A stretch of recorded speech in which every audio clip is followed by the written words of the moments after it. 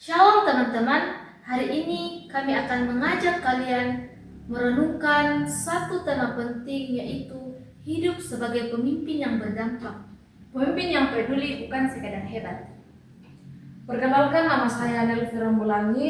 Nama saya Firma Ini Bintan. Nama saya Anissa Fira Iriwanto. Di sekitar kita, sering kita temui sosok pemimpin yang cemerlang dalam pencapaiannya, tetapi lupa menyapa orang-orang yang dipimpinnya. Mereka hebat di atas kertas, tapi tidak dalam hati.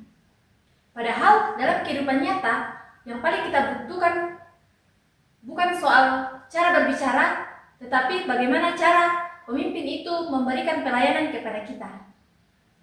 Nah, di tengah dunia yang sering mengagungkan kekuatan dan prestasi, kita diajak melihat bahwa pemimpin sejati justru hadir dengan hati, bukan hanya kepala.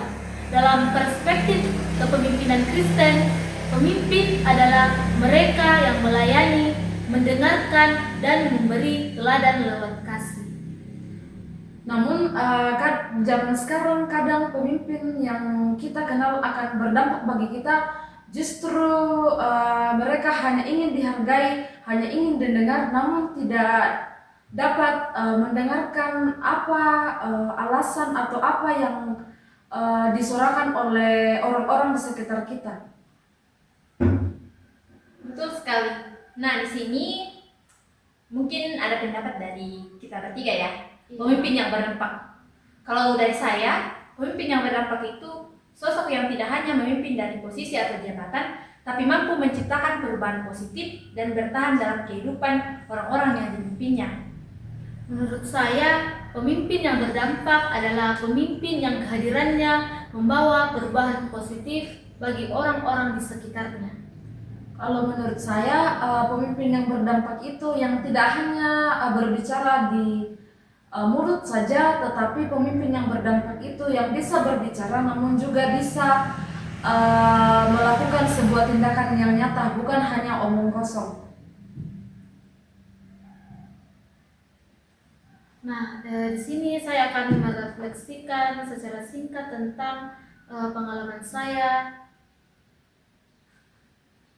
sebagai seorang Muslim yang sedang belajar tentang kepemimpinan dari perspektif Kristen. Saya menemukan satu hal yang sangat menyentuh hati saya, bahwa kepemimpinan Kristen sangat menekankan kasih, pelayanan, dan keteladanan. Maksudnya seperti apa ya? Maksudnya seperti pemimpin dalam kekristenan yang saya telah pelajari dan saya amati, bahwa digambarkan seperti Yesus Kristus, seorang gembala yang baik. Ia tidak hanya memimpin dengan kekuatan, tapi dengan hati yang penuh kasih dan kepedulian. Saya sedikit mengutip Alkitab dalam Yohanes pasal 13 ayat 14 sampai 15. Yesus bahkan membasuh kaki murid-muridnya, memberi teladan bahwa pemimpin adalah pelayan.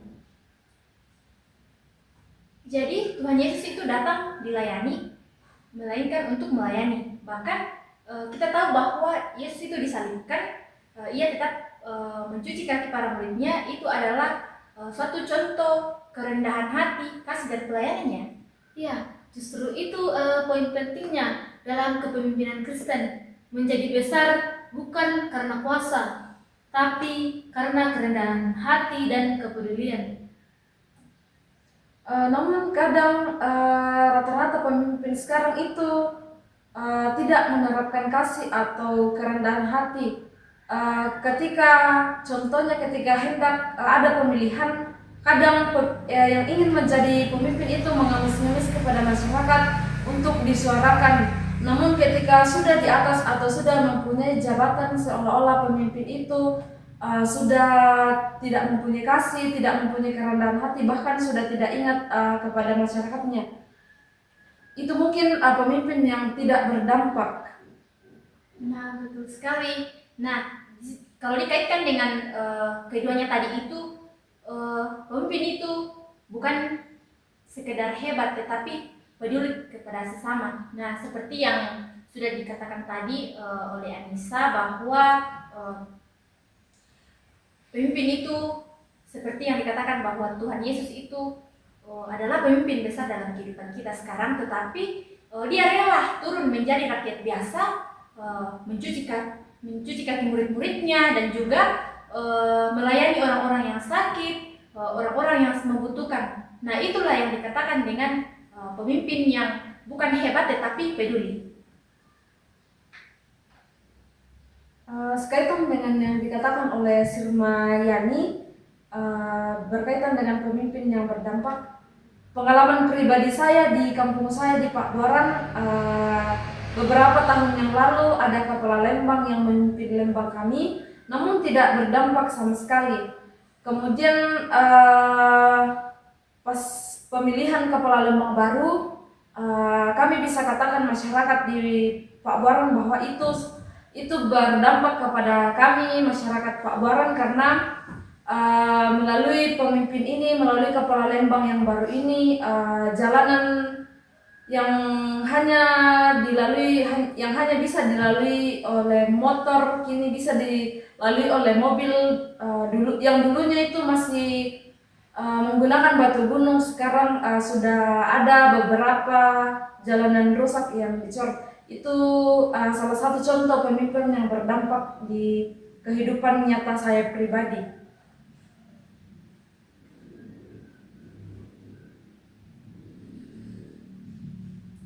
Mungkin ada dari teman-teman yang contoh nyata pemimpin yang berdampak, tidak hanya sekadar hebat. Kalau dari saya, dulu pas SMP itu saya mempunyai seorang guru yang dikatakan tingkat pendidikannya itu luas, tetapi di sisi lain ada orang yang sering meremehkan dia, tapi dia tetap rendah hati. Dan pada saat itu guru tersebut adalah orang tuanya itu adalah mantan kepala sekolah di tempat kami. Nah, kalau dilihat dari sisinya itu pasti orang di sekitar itu atau guru-guru lain yang ada di sekitar itu pasti akan menghormati si bapak ini. Tetapi si bapak ini malah direndahkan, bahkan dikatai bahwa kami tidak ada apa-apanya di sini. Kamilah yang membangun sekolah ini hingga saat ini. Tetapi di sisi lain guru tersebut hanya rendah hati, tetapi di sisi lain juga dia merasa berkecil hati. Tapi melalui pencapaiannya itu dia bisa membangun sekolah itu dengan baik, dan anak-anak yang ada di dalamnya itu berdampak. Bahkan guru itu lebih didengar oleh siswa dibandingkan guru yang di atas. Kalau dibilang guru itu masih honor. Terus yang guru yang sudah naik jadi PNS itu bahkan diremehkan oleh siswa. Nah, itu adalah suatu pencapaian yang bisa kita lihat bahwa ketulusan dari hati itu bisa kita lihat dalam kehidupan kita sehari-hari, bahwa pemimpin itu tidak hanya bisa melihat dari jabatan saja, tetapi bagaimana dalam kehidupannya itu, bagaimana menunjukkan kasih kepada murid-muridnya, dan juga menjadi teladan bagi murid-murid di SMP itu. Iya, soalnya saya pribadi merasa nilai itu sangat dalam. Iya. Bukan hanya soal iman, tapi juga soal kemanusiaan. Pemimpin yang peduli itu hadir, mau mendengarkan dan memberi teladan lewat tindakannya. Bukan soal tampil paling pintar, tapi paling tulus dalam bertindak. Betul sekali. Nah, pemimpin yang peduli bukan sekedar hebat itu adalah pemimpin yang bisa kita lihat dari bukan pencapaian angka saja, tetapi mereka peduli tentang kesejahteraan kita, perasaan, kebutuhan orang-orang di sekitar kita.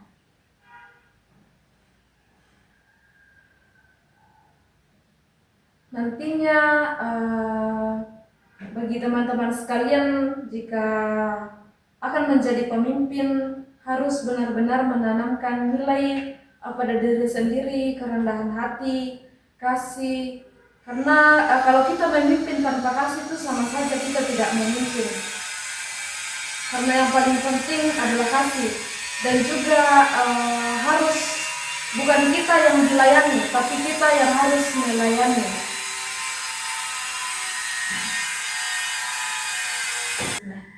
Kesimpulannya yaitu pemimpin yang berdampak bukan diukur dari seberapa hebat ia terlihat, tetapi dari seberapa besar kepeduliannya terhadap orang lain. Dalam nilai-nilai kepemimpinan Kristen, kepedulian, kasih, dan kerendahan hati adalah kunci utama dalam memimpin dengan hati dan memberi pengaruh yang nyata. Pemimpin yang hebat mungkin dikagumi, tetapi pemimpin yang peduli akan selalu dikenang. Dalam kehidupan nyata, pemimpin bukan hanya soal prestasi atau kemampuan mengatur, tetapi soal hadir nyata untuk orang-orang yang dipimpin. Kepedulian menciptakan kepercayaan, membangun hubungan yang kuat, dan menumbuhkan semangat bersama. Sampai disinilah podcast kami. Jika ada kata-kata yang kurang berkenan, mohon dimaafkan. Saya atas nama Nelvira Mulangi, Saya Sirmaini Bintan. Saya Anissa Fira Eduardo. pamit undur diri. Terima kasih.